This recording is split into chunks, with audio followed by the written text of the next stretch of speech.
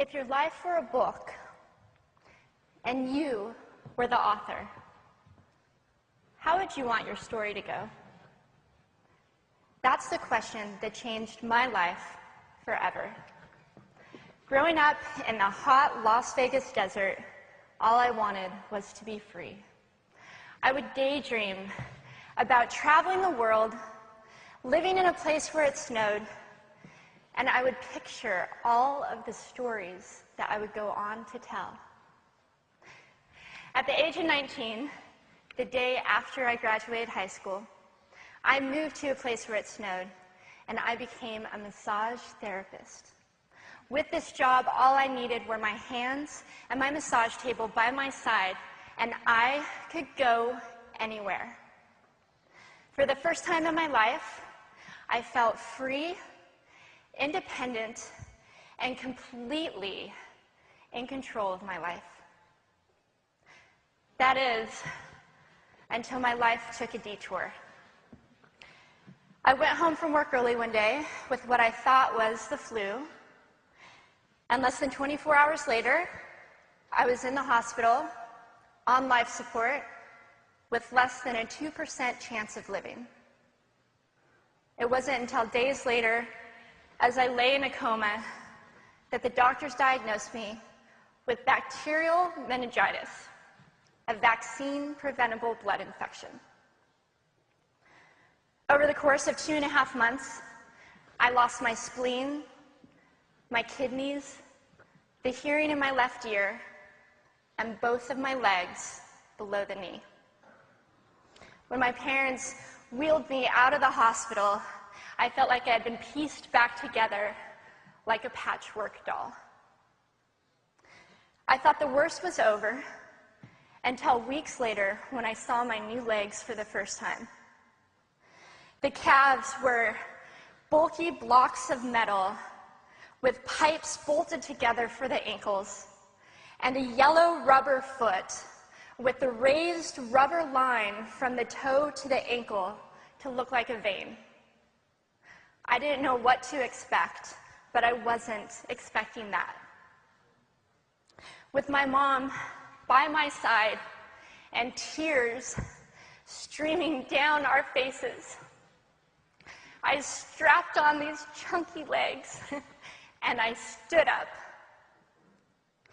They were so painful and so confining that all I could think was, how am I ever going to travel the world in these things? How was I ever going to live the life full of adventure and stories as I always wanted? And how was I going to snowboard again? That day, I went home, I crawled into bed, and this is what my life looked like for the next few months. Me passed out, escaping from reality, with my legs resting by my side. I was absolutely, physically, and emotionally broken. But I knew that in order to move forward, I had to let go of the old Amy and learn to embrace the new Amy. And that is when it dawned on me that I didn't have to be 5'5" anymore. I could be as tall as I wanted.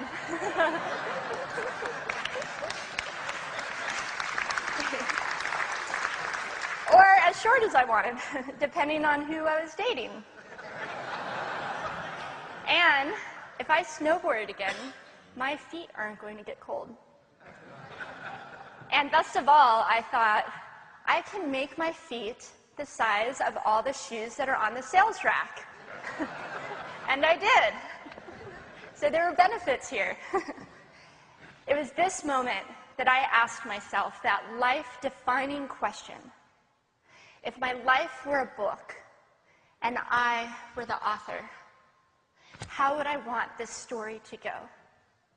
And I began to daydream. I daydreamed like I did as a little girl.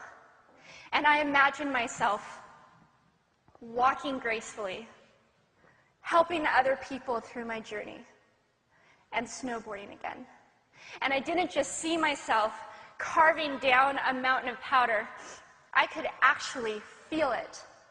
I could feel the wind against my face and the beat of my racing heart as if it were happening in that very moment. And that is when a new chapter in my life began. 4 months later, I was back up on a snowboard. Although things didn't go quite as expected, my knees and my ankles wouldn't bend, and at one point, I traumatized all the skiers on the chairlift when I fell, and my legs, still attached to my snowboard, went flying down the mountain. And I was on top of the mountain still. I was so shocked. I was just as shocked as everybody else, and I was so discouraged, but I knew that if I could find the right pair of feet, that I would be able to do this again. And this is when I learned that our borders and our obstacles can only do two things. One, stop us in our tracks, or two, force us to get creative. I did a year of research, still couldn't figure out what kind of legs to use, couldn't find any resources that could help me. So I decided to make a pair myself. My leg maker and I put random parts together, and we made a pair of feet that I could snowboard in. As you can see, rusted bolts, rubber, wood, and neon pink duct tape. And yes, I can change my toenail polish. It was these legs and the best 21st birthday gift I could ever receive, a new kidney from my dad, that allowed me to follow my dreams again. I started snowboarding, then I went back to work, then I went back to school, then in 2005 I co-founded a nonprofit organization for youth and young adults with physical disabilities so they could get involved with action sports. From there, I had the opportunity to go to South Africa, where I helped to put shoes on thousands of children's feet so they could attend school. And just this past February, I won 2 back-to-back World Cup gold medals.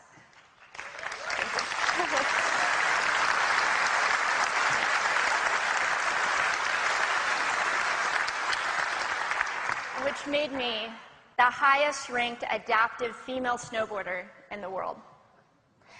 11 years ago, when I lost my legs, I had no idea what to expect.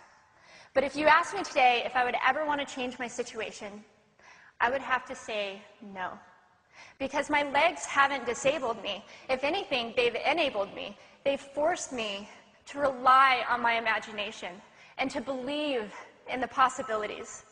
And that's why I believe that our imaginations can be used as tools for breaking through borders. Because in our minds, we can do anything, and we can be anything. It's believing in those dreams and facing our fears head on that allows us to live our lives beyond our limits. And although today is about innovation without borders, I have to say that in my life, innovation has only been possible because of my borders. I've learned that borders are where the actual ends, but also where the imagination and the story begins. So the thought that I would like to challenge you with today is that maybe instead of looking at our challenges and our limitations as something negative or bad, we can begin to look at them as blessings. Magnificent gifts that can be used to ignite our imaginations and help us go further than we ever knew we could go. It's not about breaking down borders. It's about pushing off of them and seeing what amazing places they might bring us. Thank you.